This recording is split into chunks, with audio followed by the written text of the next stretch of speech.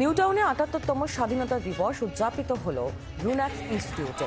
ছাত্রছাত্রীরা এই দিন একাধিক কর্মসূচির মাধ্যমে দেশপ্রেমের বার্তা দেন।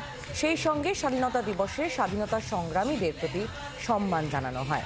নাচ গান সহ একাধিক কর্মসূচির মাধ্যমে এই দিনটি তারা স্মরণীয় করে তোলেন। ব্রুনাক্স ইনস্টিটিউটের ডিরেক্টর নবনীতা কর উপস্থিত ছিলেন এই দিনের অনুষ্ঠানে। তার কথা, স্বাধীনতা দিবসের আসল অর্থ নিজেরা স্বাধীন হওয়া, সামাজিক বিভেদ দূর করার বার্তাও দেন তিনি।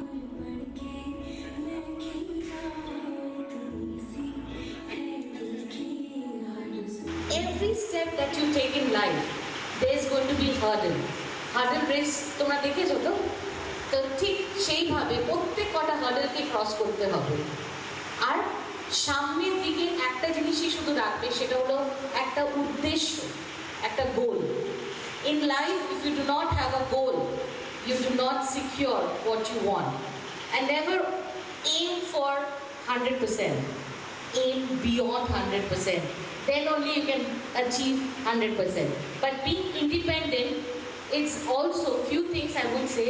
সবচেয়ে আগে, you have to be a very good human being.